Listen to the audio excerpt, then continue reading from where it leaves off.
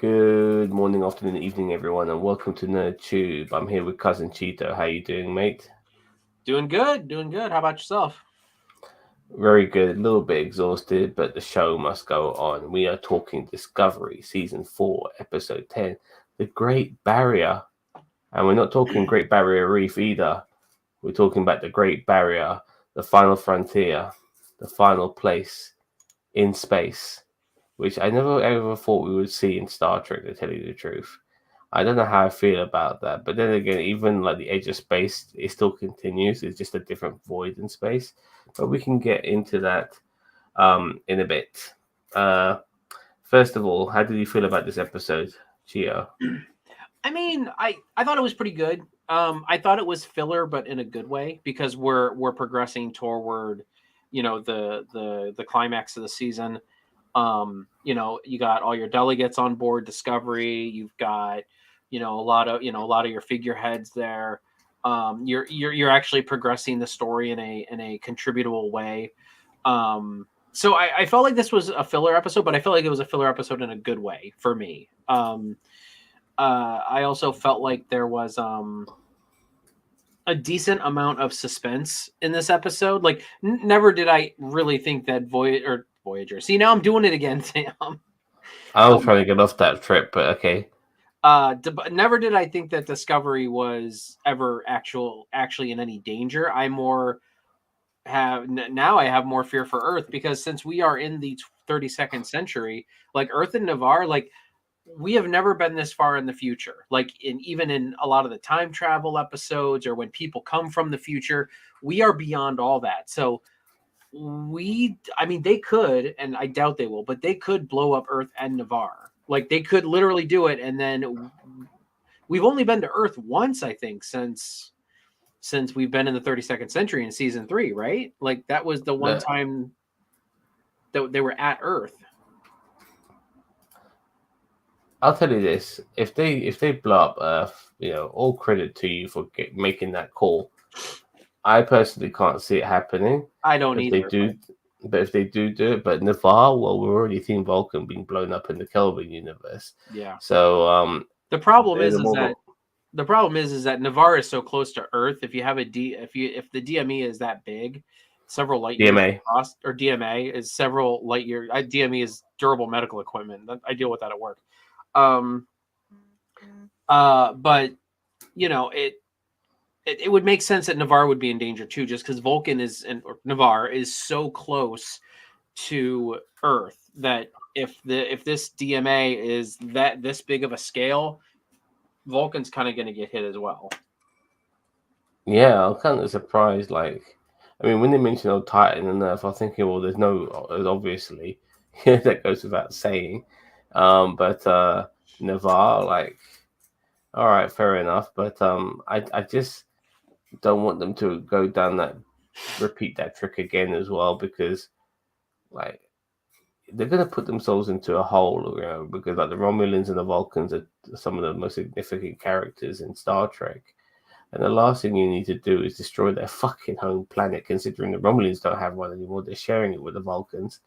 So let's just try to avoid that. Let's hope they Mhm. save the day, so to speak. All right, so let's go into the show. I Before we continue, actually, let me quickly give you my thoughts on it. I'm very intrigued. Like this DMA storyline is it's becoming quite fascinating, really. Like this giant entity. Like I've never really, you think about Star Trek. So this is kind of unique. Yes, there have been similar things, but a whole story arc like this for a whole season regarding this being from another galaxy, so to speak. It's like a different dimension, whatever you want to call it. It's very unique. I didn't really like the idea of the edge of space because like you just saw this crack in space, but what about above and what about below? Can't you just go around it? And so the I, space still I, continues. when we got to that point, I was actually going to say that the edge of the universe was very lackluster. Honestly, I feel like it was not that it was lackluster, but like making it look like this like nebulaic gas that's on the edge of the galaxy. Like I know they did that to make it like a visual thing saying, "Oh, the edge of the galaxy." But in all actuality, like radiation and stuff like that, it may not even look like that. It may just be like it may look like normal space. Like I would have been more intrigued if they were like they got there and they're just like they turn on the view screen, there's nothing there, but then like their scans show like a shit ton of stuff because I just feel like that they did all that for show, not just for their normal like not that it was kind of scientifically based. And I get it. It's Star Trek. They're gonna trek things. They're not everything is gonna be scientifically based. I understand that. I'm but at the same time I'm almost like I kind of wish that they would have kind of gone that route on this where it's like see like sir they're like I don't see anything. I'm like well sir that there's plenty out there and then they kind of like do some kind of filter and then maybe it shows everything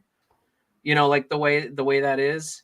But it's just like it fit very very condensed and underwhelming when they got to the edge. It's like oh yeah and you're right, like why couldn't they just warp straight up for like a day and then warp straight? I mean like I know space is huge but it's like I still feel like that the edge of the Milky Way galaxy that is like over 70,000 light years across. Like the edge of it is like this little sliver that we can see on our TV screen. Like Yeah, I know. Little crack in space. Well, this is how episode 10 goes, aka the Great Barrier. So we start with Kovac, aka David Cronenberg, and he talks to various planetary leaders and Starfleet personnel about what to do next regarding Species 10C. Also, the new DMA, and how what they expect won't be what they expect, which is an interesting way of putting things. So they've really, in my opinion, they really set up for something very unique in the finale with just those questions, just those comments alone. Anyway, they plan a mission to the Galactic Barrier, but Kovac won't be able to join them because he has a more important shit to deal with, which made me wonder what the fuck. And even the Earth ambassador said, "What's more important than this?" And he said, "Well, I'm not going to tell you, motherfuckers. I'm keeping my cards close to the chest." His contract per episode is more important than the DMA, so probably. Well, I'll tell you this. Now, this is what I think. I think whatever he's keeping close to his chest will be what we deal with in season 6. Sorry, Really? season 5. Yeah. You think so? Oh. Okay. Yeah, it's a nice segue into the next season, in my opinion. So that's why he's keeping it close to his chest. But I'll be honest, it'll be very difficult to top this because sometimes when you're dealing with like when you're creating like a big bad or whatever, you always have to try and go that one step further to make the next thing more menacing. They don't need to necessarily do that with season 5, but it kind of feels like they've dug themselves a hole a little bit and they might have to try and figure something like that out.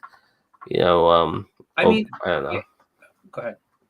No, go on. I kind of want them to reel it in a little bit next season. Like with this galactic scale of a villain this season, I'm okay with that, and they're doing a pretty good job with that so far.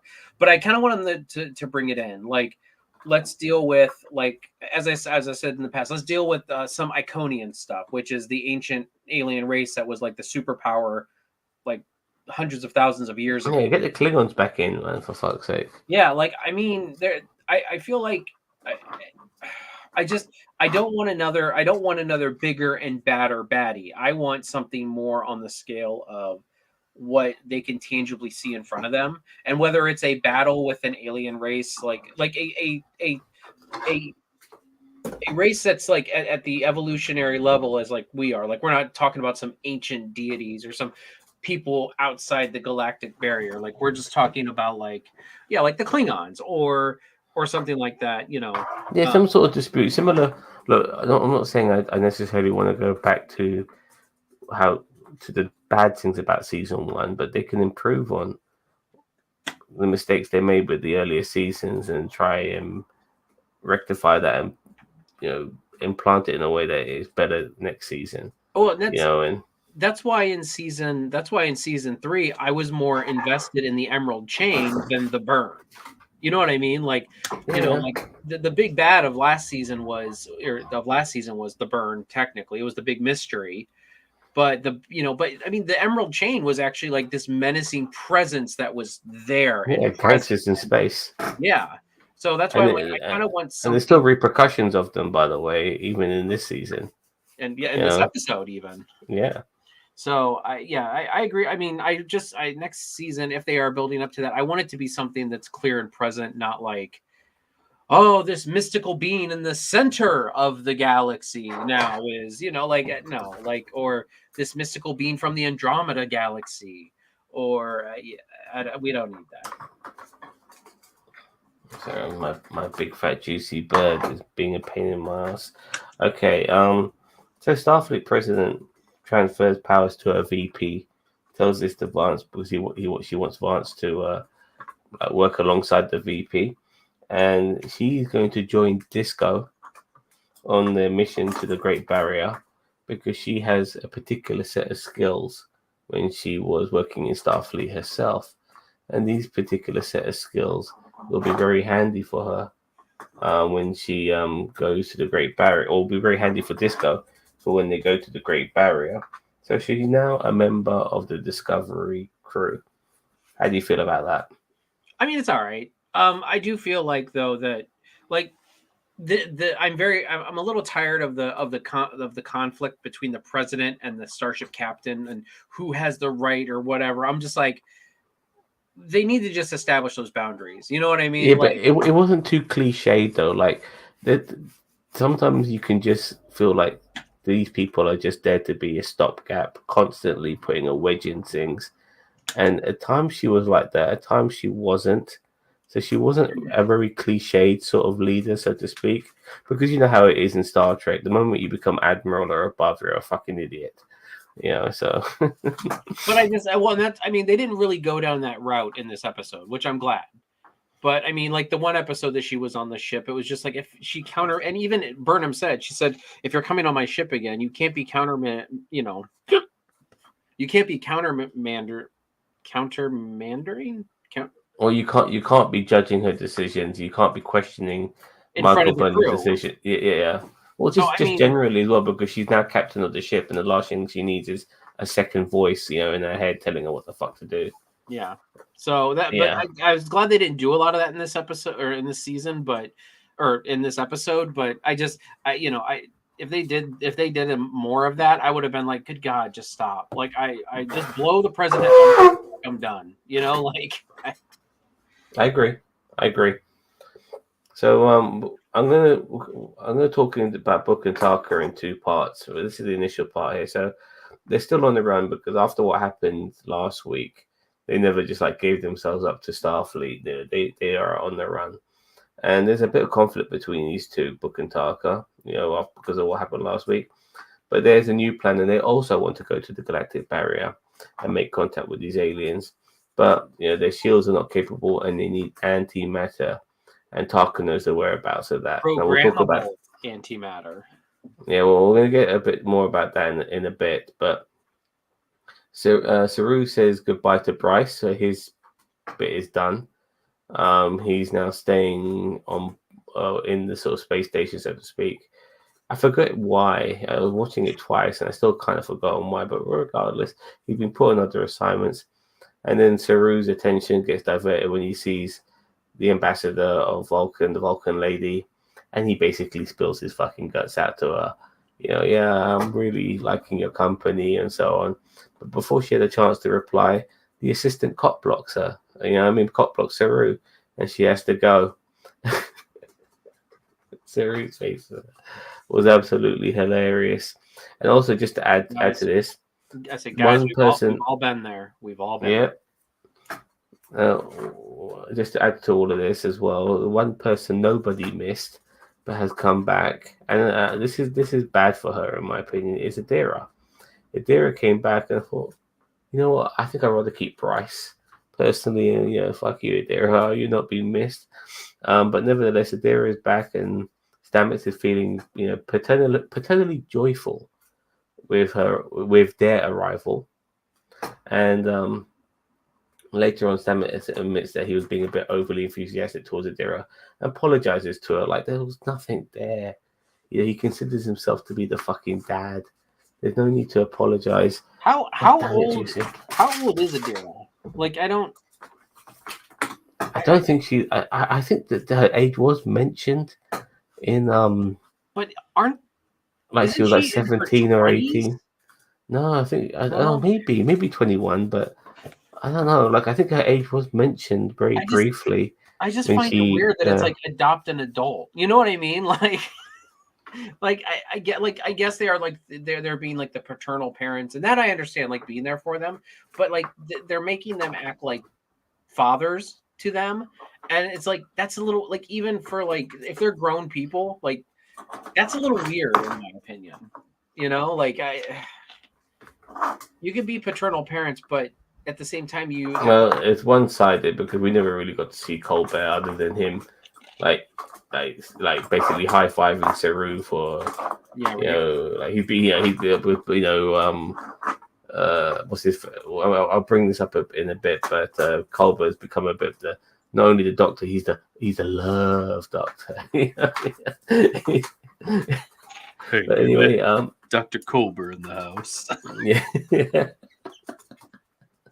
Anyway, Burnham tells the president that now you are a crew member, I'm in charge, and I don't need you questioning my shit. Burnham also acknowledges that the president is there to be diplomatic and will not stop her from doing so. Now, we already briefly talked about this.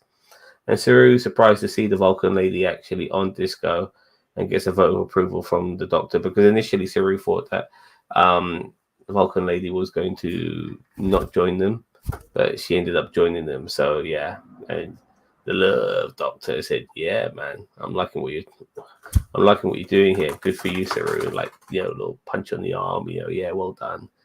Seal of approval. All right. So we're gonna do. I decided to bring the whole subplot into one talking point. Yeah, and then we can go back to what this goes all about. And the subplot, obviously, is Tarka and Book. So, and well, mainly Tarka and his flashback. So, Tarka and Book go to the antimatter location, which is on this planet, and they find out the place where Tarka met his cellmate, and he would bond, which he bonded with for almost 10 years now. This place was like a facility for the Emerald Chain owned by Osara, and Taka and this guy, I forgot his name, but they spent years trying to create this sort of interdimensional transporting device. Am I correct there? Yeah, like Yeah. interdimensional, because apparently they're gonna go outside the dimension to get away from the little bombs in their neck, which apparently they could just shoot them off. Which I understand they didn't have the guns, but that's a whole other thing. Yeah, it was kind of like they shot him off. It was like he charged the gun up or something, Mhm. like he heated it up. Anyway,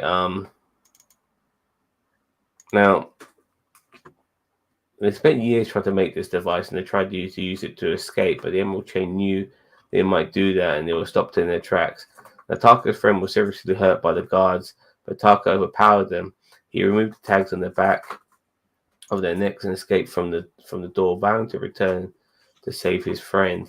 Now, Tarka never knew what happened to his friend, and he does come back to the prison site every year to find new clues. He eventually created his own interdimensional transporter device, but he needs the power of the DMA to use it. The antimatter is they find the antimatter, they use it on the shields and Book's ship, and Book and Tarka also make up, by the way, at the end of this this subplot as well, because Book kind of understands. Book is many layers to Book. He kind of understands that Tarka is a bit of a broken man, and they focus on going through the barrier. So I'm sure we'll see Book and Tarka there at the end of at next week in the season finale, which is amazing. It's the season finale's next week. No, We it's still not. haven't. It's not. No, It's only 11 episodes this season, dude. I thought it was 13. Only 11. Hold on, I'm checking. I call shenanigans. There's 13 episodes. Really? All right.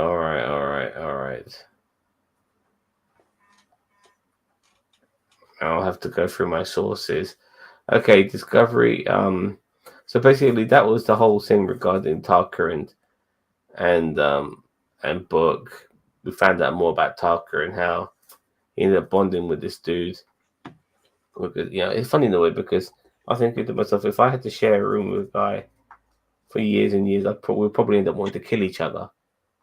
Yeah, but they ended up bonding. But I put it down to the fact they are. Tucker's not human, is he? He's Ryzian. Or Ryza. Okay. He's from Ryza. Okay, that's the sex planet. Mm-hmm. Okay. Nevertheless, sorry, I kind of lost my train of thought. But yeah, he's kind of like he's a bit of a broken man regarding all of these regarding his past. He wants to resolve his situation. He wants to get his friend back. All of that. There's the whole thing regarding him anyway. But anyway, what do you think of all of that? I mean, it was okay. I mean, you have your backstory now, I guess, for Tarka, but at the same time, welcome, Daniel. Huh? Oh, welcome, Daniel Vance. But yeah, I mean, it's all right. I mean, Tarka's okay, but I'm not sitting here like, oh, I wish I knew why he was a jerk. Like, no, he's an arrogant asshole. Like, I know that origin story. Like, and I know he has a troubled past, and most arrogant assholes have a troubled past. But at the same time, it's just like, I don't need it on my Star Trek screen. But I mean, it was good to get a little background on. It's good to know that he was captured by the Emerald Chain. I don't know. I mean, if they did mention that before, I just don't remember, or I didn't care to commit it to memory. But also, I mean, it's it is all right. This is a decent part. I couldn't tell if they were being friendly or were they romantically involved. I wasn't sure. Well, that's the thing. Like I said, if I was sharing a place with somebody for several years, I'd probably want to end up killing them. I mean, I might be tight with them, but that's called marriage. Okay, But the point is, you got to look at it from a different perspective. We're looking at it from a human perspective. He's from Ryza, as you said. The alien species, so they just do things differently and able to bond. And it looked like they were very close, but not necessarily. And that's what I'm saying. Involved. I didn't see, and you're right. I mean, they aren't. Neither of them are human, so you never know. I mean, they were just, best buddies or something. I don't know, but. Daniel once said regarding Cronenberg, the beginning is about a 3-hour tour was a reference to Gilligan's Island. Yes, it was. I don't know any shit about this fucking Mulligan's fucking island, Thousand Island source, but nevertheless, I found as we said earlier, at the beginning of our stream, Daniel, we said that the secret Kovac is hiding will come into play in season 5. Because he said that he had to deal with a matter more important than the DMA, which made everyone's mind boggle. But I believe whatever that matter is will come into play next season. Oro, the Ataka Summit, combined with the power of the warp core that we're building, it could be enough when referring to the multiverse travel. Could it be the protostar? No, I think sometimes it's a bit like the MCU. There's a whole bunch of things we would like to link together, but they don't necessarily link together. Like there's a whole bunch of shows last year regarding the MCU, but there wasn't really much linkage, if you know what I mean. If any linkage, there's nothing linked WandaVision to Falcon and the Winter Soldier and Loki and Hawkeye and fucking and What If. There's no linkages there at all. So, anyways, I'm okay with that. I not to get on an MCU tangent, but I'm okay with them having different facets of the MCU. Not all of them have to no, be. I'm totally fine. I'm totally fine with that. But he just mentioned regarding the protostar. I mean, it's wishful thinking. When Stamets says at the spore drive, looking like a bunch of circles depicting the inside of the barrier, it reminded me of the old Desilu merging circles logo. Well, yeah, it had a retro look to it, so I guess I was thinking the same thing. All right, let's Hey get back Sam, to the story.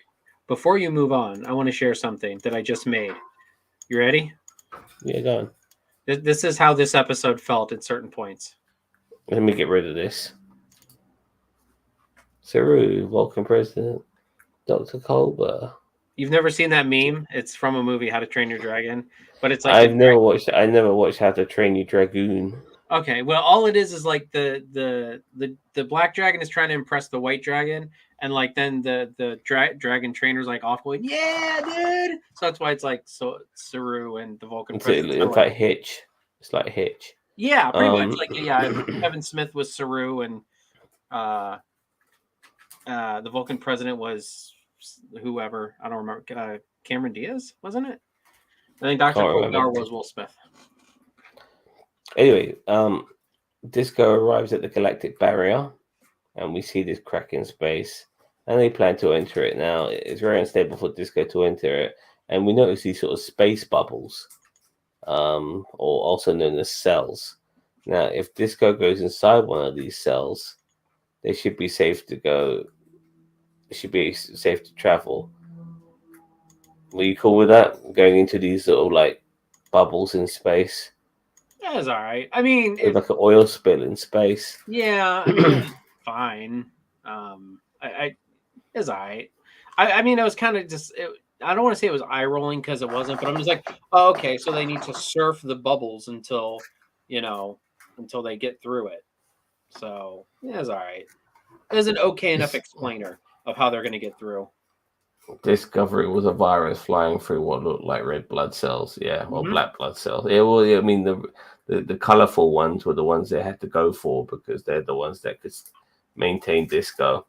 But as they were going through that shit, they get an emergency message from Admiral Vance. The DMA is moving to the Alpha Quadrant.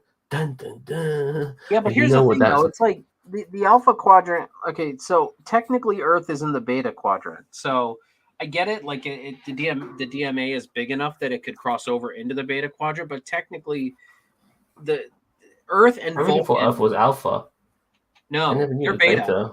Nope, they're in Beta. Beta. As Like- fucking thing you would say. But yes, okay, fine. Yeah, Earth is just barely in the Beta Quadrant. Like Vulcan is. I mean, according to Beta canon, like Vulcan is just a couple light years. I think it's just a couple light years away, further in the Beta Quadrant, but not incredibly far. So, Well, regardless, all these semantics. yeah, The DMA is now moving there, and obviously that means Earth is under threat, Navarre's under threat, Titan's under threat, and this is going to be interesting to see what happens. You can see. Well, we'll bring that up a bit later, actually, but traveling through the barrier is complicated. The cell Disco is in gets stuck behind some other cells, causing some sort of cell traffic jam, as Detmer said. So they need to find another cell, and that's capable of taking them to the other side of the barrier. And then once that happens, the president, after a little bit of debate between Burnham and the president decides to tell the Disco crew of the DMA heading towards Navarre, Titan, and Earth. Now, Cyril gets his groove back with the Vulcan lady, but they have a nice little chat in 10 backwards. And Disco later on then discovers a planet, but they end up actually they go through the barrier and they end up on the other side. And it's basically like a darker version of space. Kind of reminds me of that episode of Voyager when they were in that void, region of space in the void, yeah. So I'm just going to finish reading all of this. But whilst they were there, they discovered there's a planet in this section of space, and so the planet is uninhabited, but there could be some clues there that could help them with making first contact with these super aliens. And as Burnham and the president look out the window, they realize there is no room for failure. They have to succeed. It kind of reminded me of Doc Brown from Back to the Future 2, where they must succeed. I mean, they have to make contact with aliens. They have no idea what they could look like, what they may be. It could be humongous in size, like so fucking tall you can't even see that.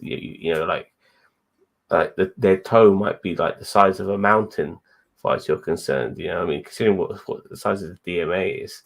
So this is really fascinating stuff. I'm really worried about the payoff on this Bobby Black, because I'm not sure if they can pay off making first contact with these aliens. But if these aliens end up just being like us, but with a few ridges on their nose or some funky eyebrows or whatever, I'm going to be very disappointed. I don't know how you feel. I mean, I feel the same. I feel like they're building it up for this epic payoff. That's why I'm kind of like, it needs to be an entity kind of like God from Star Trek V or the Guardian of Forever. Yeah, but even God from Star Trek V looked like a human. I mean, he gave himself a human face. Well, yeah, because he was mimicking them. So I mean, and it's. But I don't want it to be like a mist. I want it to be a you want it to be a celestial entity. Is what you want it to be, a celestial. Well, I want it to be some sort of entity. You know what I mean? Before we continue, Daniel Vaughn said, "Well, we're about to embark. I'd like to take this time to name a couple of crew, just to remind you that I, Michael Burnham, don't do everything." Yeah. And it wasn't all about Michael Burnham. I do think that Michael Burnham has. I do think some of the crew, like I remember Blonde Girl's name now. Blonde Girl's name is Nelson, and she had a much bigger role in this episode, as far as crew members are concerned. I mean, she had at least 2 lines. Well, they're all speaking a bit more. All the crew members are, you know what I mean, here and there and everywhere. So, nevertheless, going back to the payoff of these aliens, I just want to see them pull off something kind of remarkable. Kovac said at the beginning of this episode, expect the unexpected. What do you expect things to be? When making first contact, it won't be the way you expect it to be. And if the DMA is as big as it is, and these people from a different part of the universe, so to speak, not even our universe, they're for a crack in space. No, they're in something outside of our galaxy, but they're still in our universe. All right, however you want to put it. Yeah, the point is that this makes them more unique, in my opinion. So, and then obviously you got Book and Tarka coming into play as well, because they're going to be there too. I'm sure. I think after what's happened, I think Book and Burnham are going to make up, because they were in the same wavelength. At the end, it was Tarka the one who decided to destroy the DMA, only for them to see a new DMA, which was new and improved. So yeah, this is going to be really interesting to see how they deal with these aliens as well, and will these aliens be hostile? I mean, if they were hostile, then the rest of the universe doesn't have a fucking chance. Yeah, because these beings are far more advanced than everyone else in the galaxy. So it's going to be interesting to see how I mean, the payoff for this season is going to be massive, and I say that in various ways, pun intended. Literally as well as metaphorically. Just it's going to be massive. It could be a very disappointing end, or they could pay it off. They might not be able to pay it off. It's going to be interesting to see what they do next week. So yeah, they have to. Let me just read this. They have to be streamlining the story as they cancel 4 to 6 upcoming Trek series. What does that mean? 4 to 6 upcoming Trek series? Excuse me, what did he mean by that? I don't know. I don't know what they canceled. I mean, I haven't read any news on that. Where'd you see that at? I'm not so sure, but maybe you can explain to us in another message. But yeah, we're at the end game now. Literally. Excited, Bobby Black? Yeah, I mean, I I I am. But I am also very skeptical at what you said is that the payoff of these aliens. Um, I provide us with a link, Daniel Vance. I want to see the news article about this. Um, but 4 of 6, only two were able to go through the net. Okay. and it better not be we got this covered because Yeah, we got this covered. This bullshit. I do apologize. I'm very tired, but yeah. yeah. I mean, I'm I'm in for it. I'm glad that they're trying something a little bit different. I do kind of wish it's something that kind of pays tribute to something in Trek lore, but it's not like the Borg or something that's been pretty predominant in Trek, but something that's been in Trek before that's kind of getting paid homage to. I don't know if I want it to be like the whale ship. I think that would be a little bit too stupid. Um, I do want it to be like a species, not just like an alien probe that talks to whales. Um, I don't know. I'm trying to figure out where they're going with this, and who knows? I mean, hopefully it'll be a good payoff. That's all I'm hoping for. You're right. Like, I don't want it to just be like this alien race that has like a dome head and smoother foreheads, like so they're like the Binars or something, that look like the Binars. Yeah, it's going to be very interesting to see how they pull this off. I mean, would it be telepathic aliens? That's how they communicate with them. Or would the aliens give a fuck? And the fact is like, I just feel that we're dealing with a far more advanced species, so to speak. And if they're that advanced, then surely they would know what they're doing. They're destroying worlds. So many worlds have been destroyed. Species and aliens that will never come back again because they've destroyed them. They must be aware of what they're fucking doing. But fair enough.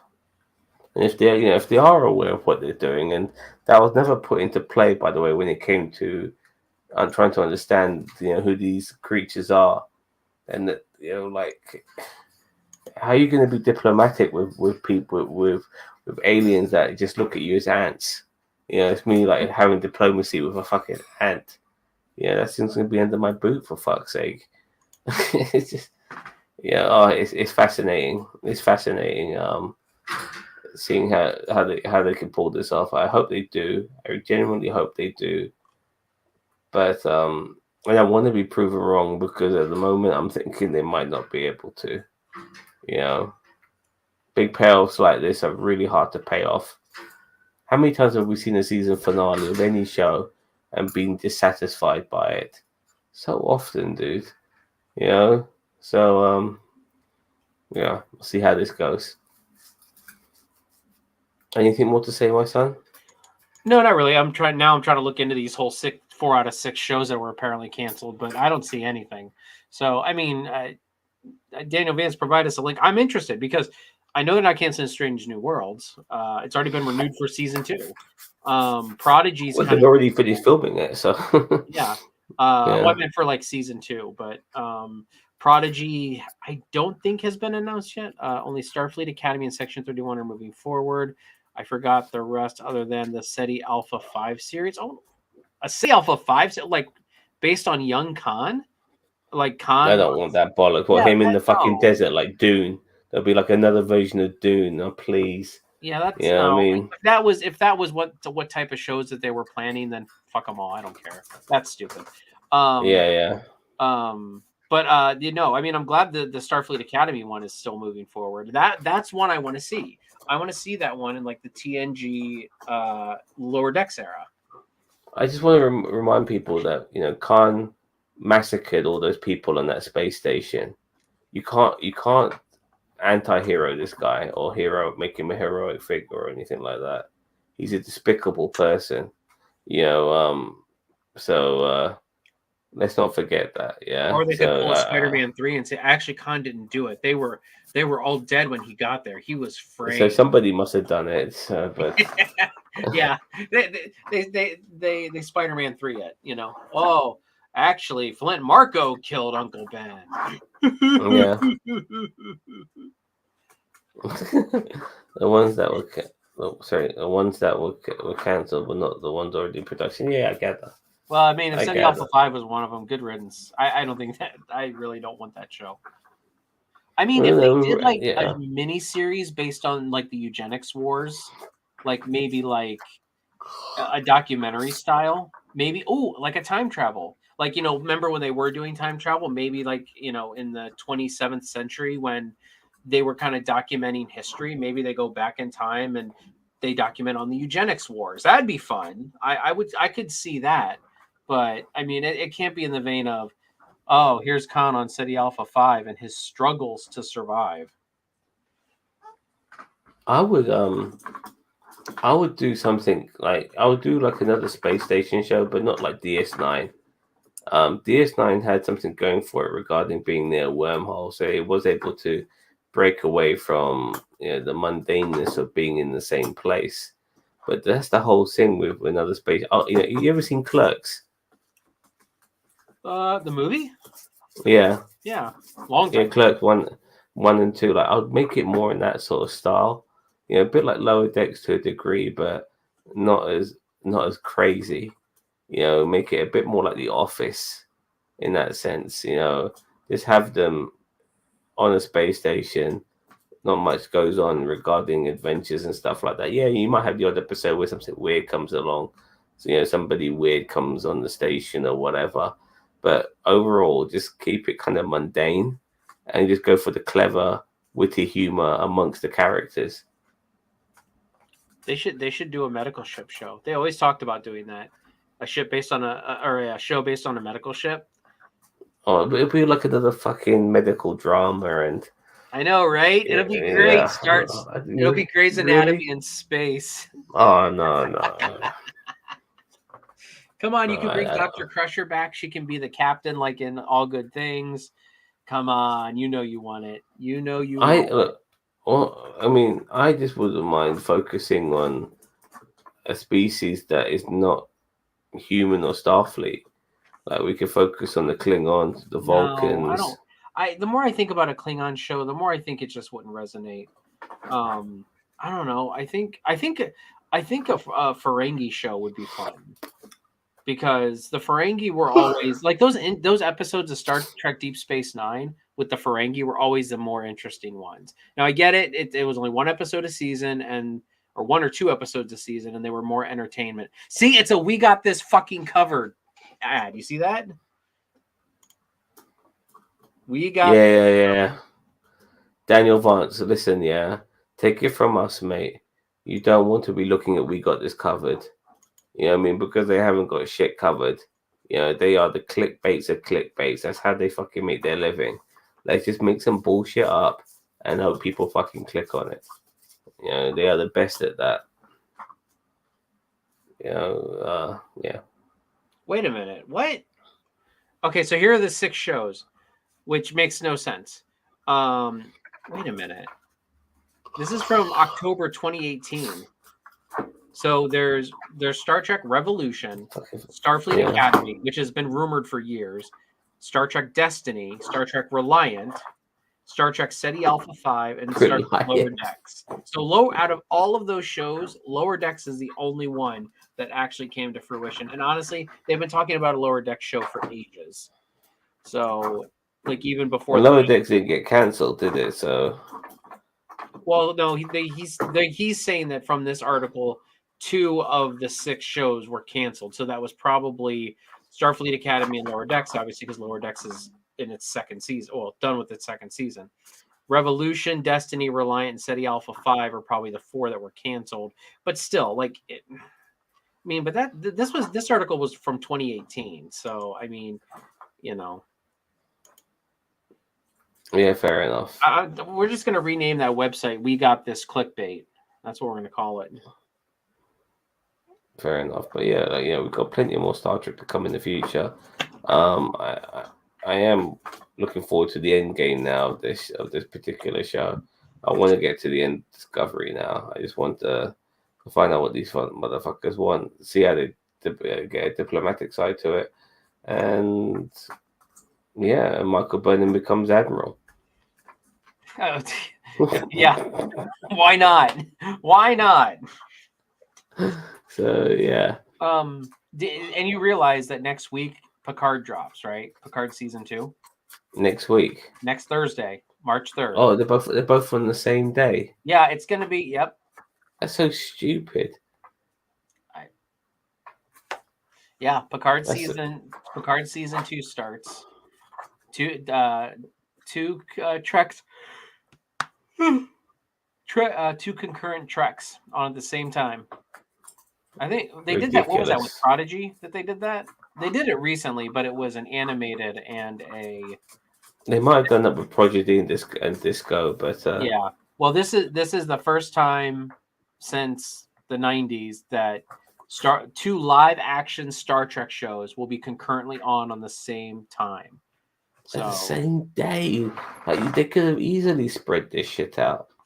Yeah, I mean, they could have done Picard on Tuesdays and Disco on Thursdays, which is what they're doing at this moment in time. But to put it on the same day, in my opinion, is not clever. It's not clever at all. I know. You know? I agree with you because on top of that, it's going to make a long day for us. So Damn fucking right. I have to watch these episodes twice. Yeah, just so I could, but I watch it once just for myself, and I watch it a second time so I could do it for the live stream, and be able to explain it a bit more. But like we're getting close to fucking. It's already gone past 1 o'clock in the morning, or it's getting close to 1 o'clock in the morning. So you can understand why my demeanor is the way it is. But I'm fucking tired. And yeah, and I don't get off work until like 5-6 o'clock sometimes. So it's just like, yeah, I know. Yeah. Either that, or we just review one day and then one the other day. Like, well, we'll do them both, because we're badass like that. And plus, the Disco is coming to its end. Yeah, so like we did Peacemaker and Disco last week. Yeah, we could do it. It's no problem. So I'm just gonna call off work on Thursday. fair enough. So yeah. So before we end, I just want to say I am now the proud owner of an electric car, and I've never felt so smug and superior in my life until I started driving my electric car. And I just want to tell people, I want to open my window and go, yeah, I'm electric, motherfuckers.